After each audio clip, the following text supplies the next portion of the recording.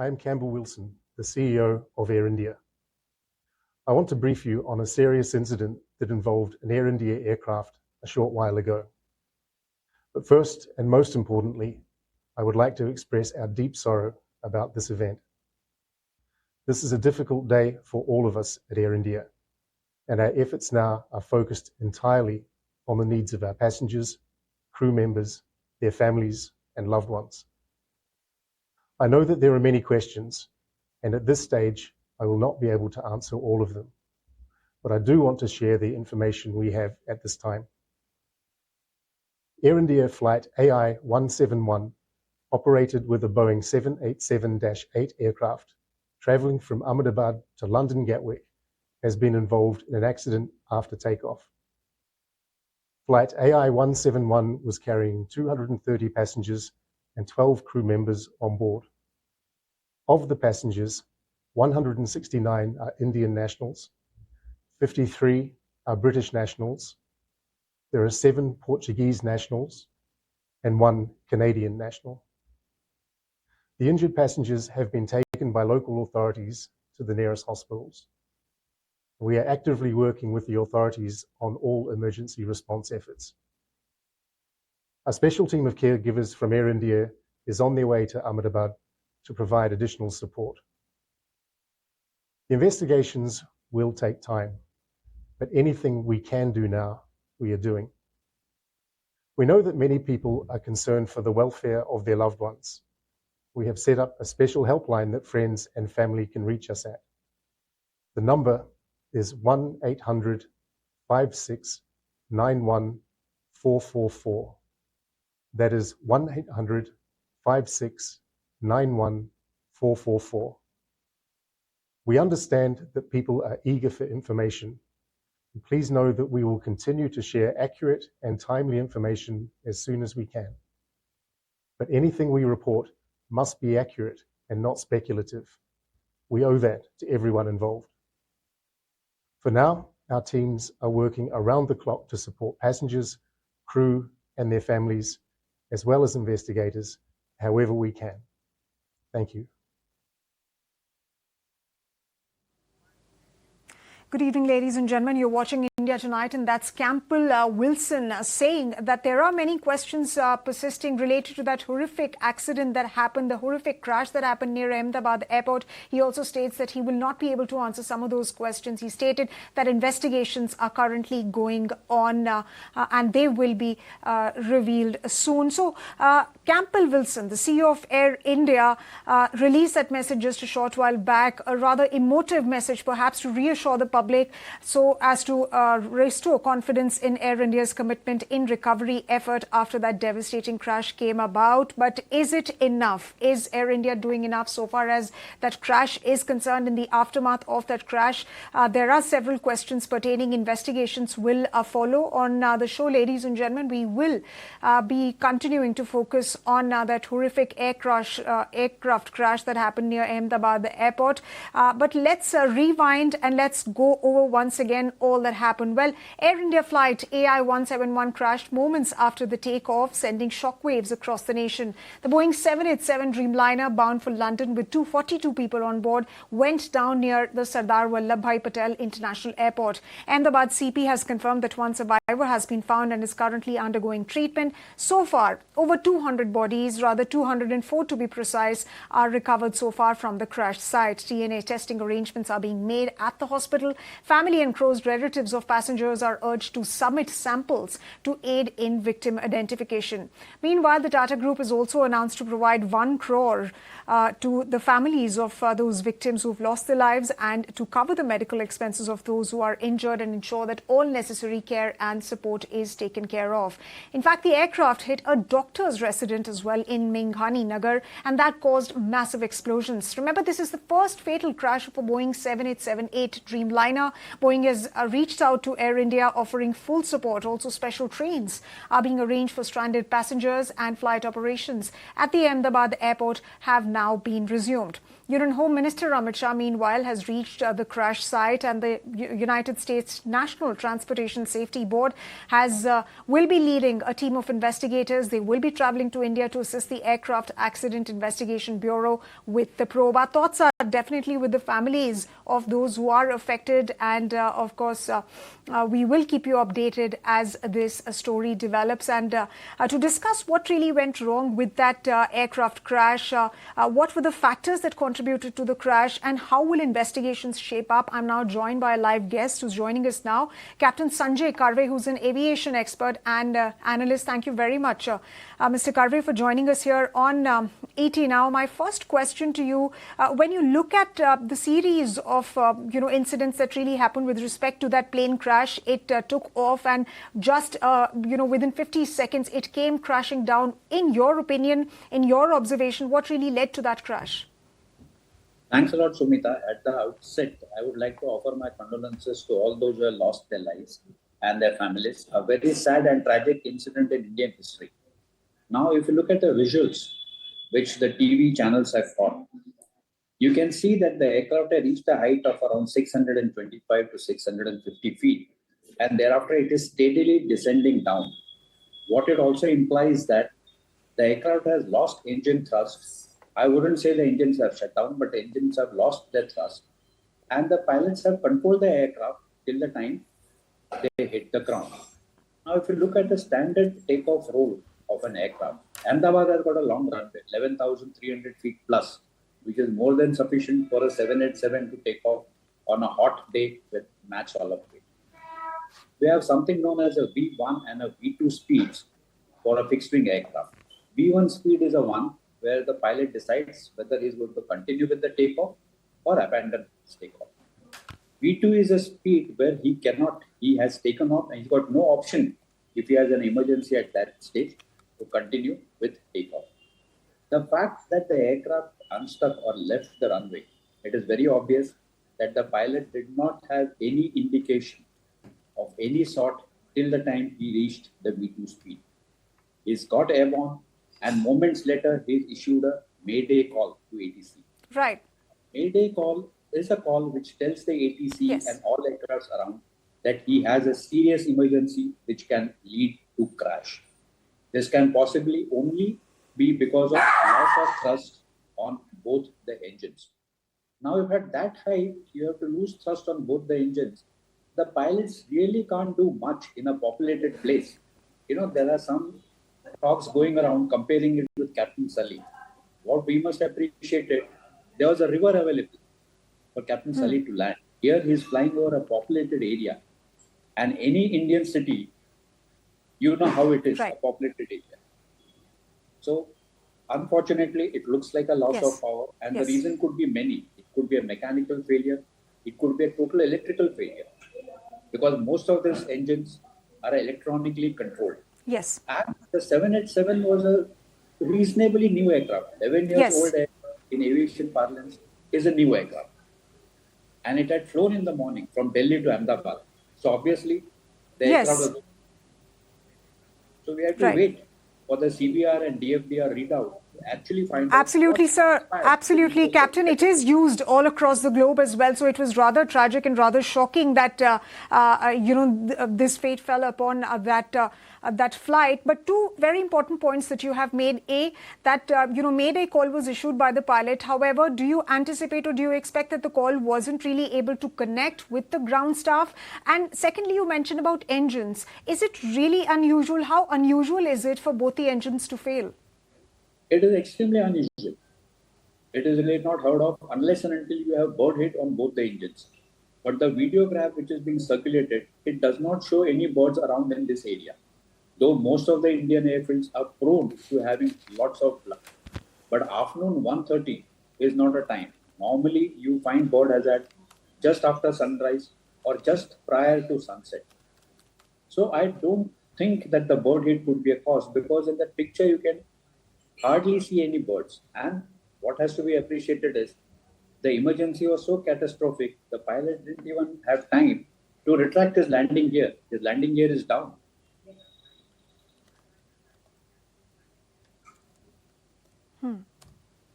Right, sir. Right. I want to now understand from you now that, of course, we're given to understand that a team from GE will be visiting India, a team from Boeing as well will be visiting India, and investigations will continue further. What will be the next few steps as far as investigation into the aircraft is concerned, given the fact that, we are only seeing shreds of and the remains of aircraft and it's completely shattered. It's just engulfed in the ball of fire which happened after that crash. See, the next step would be to decode the CBR and the DFDR. By tradition, it's an American aircraft. So FAA, that is the American equivalent of DGCA, and the NTSB, that is the National Transport Security Board of the USA, along with Boeing, would be involved in the investigation. They would be assisting the Indian AAIB to carry out the investigation. So we have to actually wait for these investigations to come to a real conclusion. But what we can see from the video, it appears loss of thrust. And all said and done, I would still like to commend the pilots for handling the aircraft and keeping it stable till the last possible minute. Absolutely. Which is not a mean feat, knowing that if you lost power. Absolutely, sir. The pilots really did the job well in sort of trying to navigate their way through the course of that flight, but it could not really save many. And of course, we're given to understand that over 200 people are said to be dead after that horrific crash happened. But let me come to the point about Boeing and the fact that there have been many reported issues with Boeing aircrafts. In fact, a report also stated that the Federal Aviation Administration, or FAA, said last year that it was investigating claims that were made by a Boeing engineer who said that sections of the fuselage of that Dreamliner, 787 Dreamliner, were improperly fastened together, and that could break apart mid-flight after thousands of trips. So why was the red flag buried? What really happened after that? Were investigations conducted into those allegations that were made? Sumita, what I'm going to say is going to raise a lot of echoes around the world, especially among the aviation industry. Up to 1997, Boeing was considered to be one of the most safest. The standard phrase was, if it's a Boeing, if it's not a Boeing, I'm not going. 1997, Boeing decided to take over McDonnell Douglas. And instead of getting McDonnell Douglas into the Boeing culture, the Boeing culture changed into the McDonnell Douglas culture. That is, the profit margin and the balance sheet became priority for Boeing. All the incidents about Boeing which we are talking about, most of them are on aircraft manufactured after 1997. Up to late 1997 or 2000, the standard culture in Boeing was, you started from the bottom of the ladder and you reached the top, irrespective of the department that you were in. But with the change in management, we got into the culture of getting management graduates, someone who's looking after the finance in some big multinational company, someone who's looking after operations and marketing, another big company. Not realizing selling an aircraft or manufacturing an aircraft is an entirely different ballgame. You can't be looking at profit margins always. So FAA rightly flagged, and a lot of whistleblowers came in. Especially when lives of people, especially when precious lives of people are involved. Captain Karve, I'll have to interject here. Captain Karve, I'll have to interject here because we have to look at this report that's been filed by my colleague Anurag Joshi, and this essentially is on Boeing, which has had a history of controversies. And remember, this is not the first time, like I said, that questions have been raised over the safety of the airplanes. Anurag, take us through some of those details that you have collated with respect to Boeing's history in how it's handled planes and safety concerns. Boeing has faced an intense scrutiny after two fatal crashes of 737 MAX in 2018 and in 2019. The 2018 crash was in Indonesia, and this was followed by the crash of the Ethiopian airline in 2019 in Ethiopia.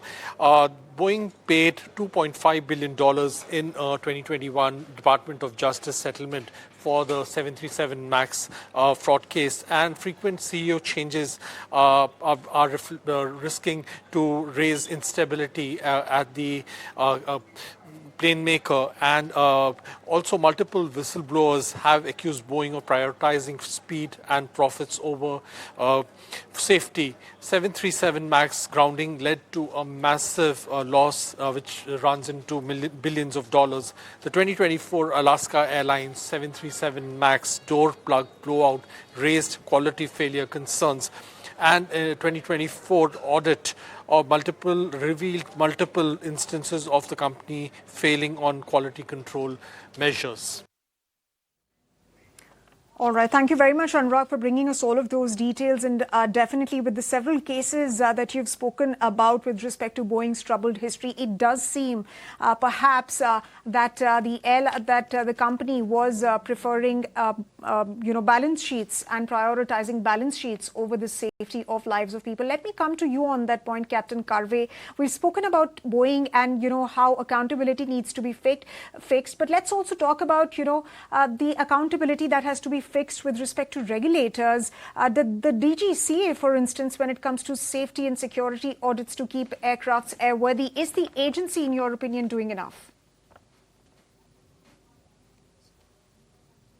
Aircraft is certified by FAA and EASA, which are the world standard bodies. It is very difficult for any national agency anywhere in the world to put the aircraft down. Notwithstanding that, if you remember, when the 787 were inducted in India, we had some issues with the microwave ovens and the heating system of the aircraft. And DGCA had grounded those aircraft. So, it is not a right to say that DGCA is very lax or DGCA is not bothered about safety. If you look at that, the number of accidents that has been taking place in USA, like this plug going off in the 737, I have never heard of anyone saying, okay, look, we must pin the blame on FAA. When it comes to DGCA, everyone jumps up and says DGCA is at fault. DGCA, we are part of ICAO. So if two major agencies in the world clear an aircraft, we really have no grounds to ground the aircraft. Even the 737 MAX, they were grounded when we had two major incidents. DGCA had gone ahead and grounded the Indian aircraft. Instead of lauding us at that point of time, there were a lot of comments raised. Look, the Boeing is not objecting, the FAA is not objecting. Why is the DGCA in a hurry to ground the aircraft? So let us give credit where it is due. Instead of blaming, we find DGCA a very safe and easy punching bag.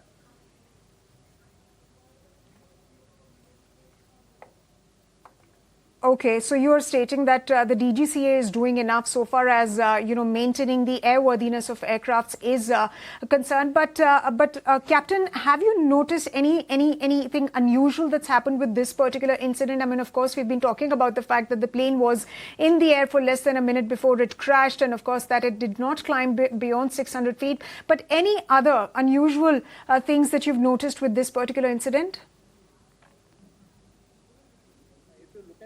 The aircraft had flown in the morning for 2.5 hours from Delhi to Ahmedabad. And after about 3.5 hours, it has got airborne again for Gatwick. So 3.5 hours is enough time for a maintenance crew to go around the aircraft and certify it fit. Now, no pilot in his right frame of mind is going to accept an aircraft for a 9 hours flight if there is a problem with the aircraft. Same is with the AME or the aircraft maintenance engineer. He is not going to clear an aircraft if he has a doubt. In aviation, safety is either 100% or zero. There is nothing like 99.9% or taking a chance. So if the crew at any stage felt that the aircraft was unserviceable or not fit to fly, the crew will not fly. That is one thing which people have to understand, that once an aircraft gets airborne, at that point of time, it is fully flyworthy. And aircraft are safe to fly. Probably it's much more safer to fly in air than to cross a road in Delhi or Mumbai.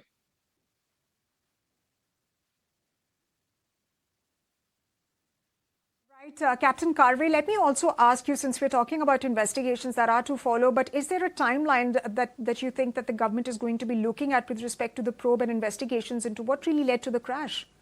See, probably with such a major incident, they would come out with a preliminary report within 3 to 4 weeks. A detailed report will take a lot of time. It is not so easy. The aircraft is practically been charged. So the preliminary report will come out on decoding of CVR and DFDR. The CVR and DFDR which is a digital flight data recorder, will also be analyzed by NTSB and FA in addition to the Indian AAIB. And I'm sure they would come out with the preliminary report very quickly.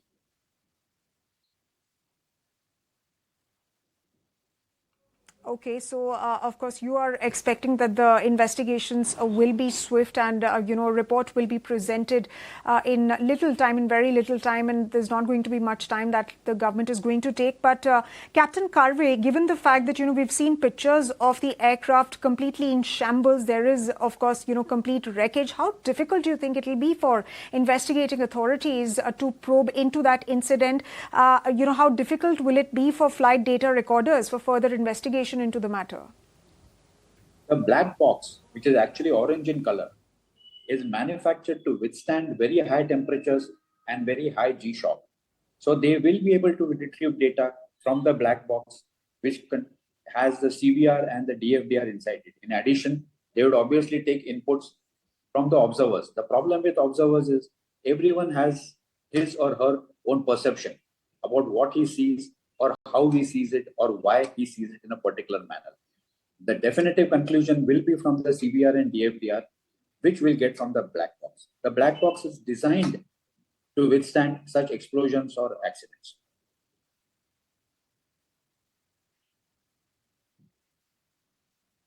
Right, Captain Karve, I'd request you to hold on for just about a minute. We have to play that bite of Mark D. Martin, who's the CEO of Martin Consulting. We were having these conversations with several experts, and he, of course, is one of those. Let's listen into what he had to say on that horrific crash that happened near Ahmedabad airport today. And then we'll come back to you and carry forward the discussion.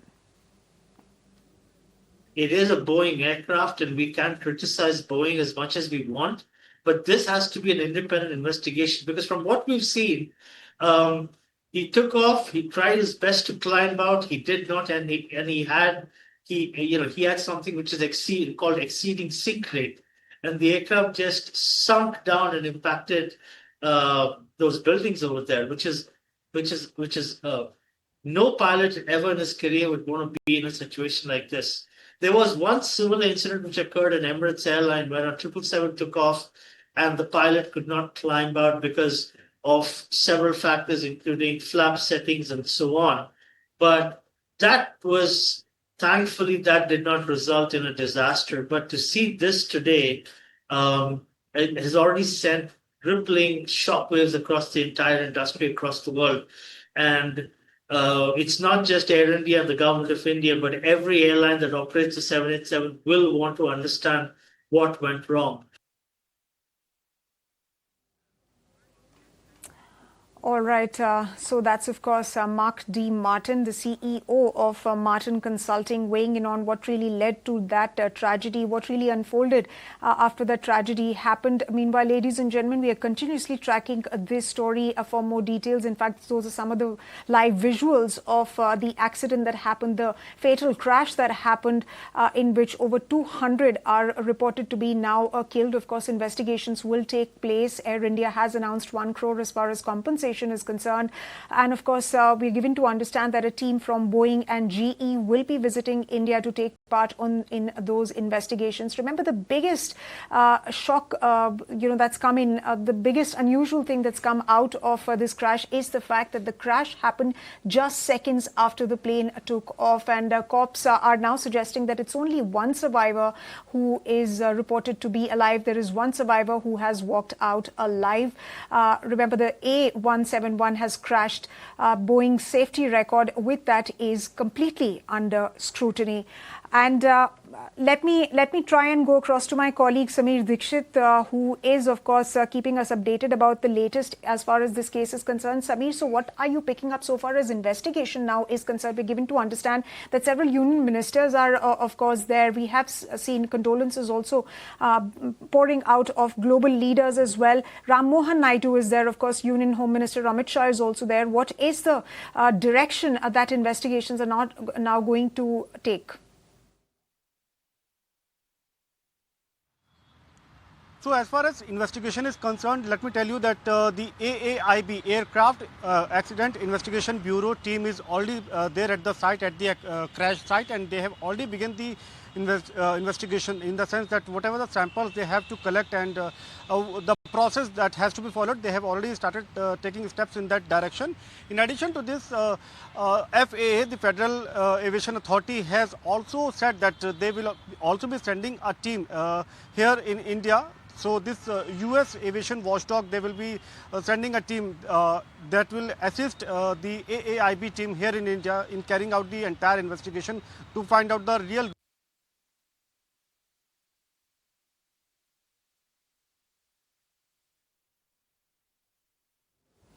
All right, that's my colleague Sameer getting us the very latest in this matter. Ladies and gentlemen, time now for us to sip into a short break, but we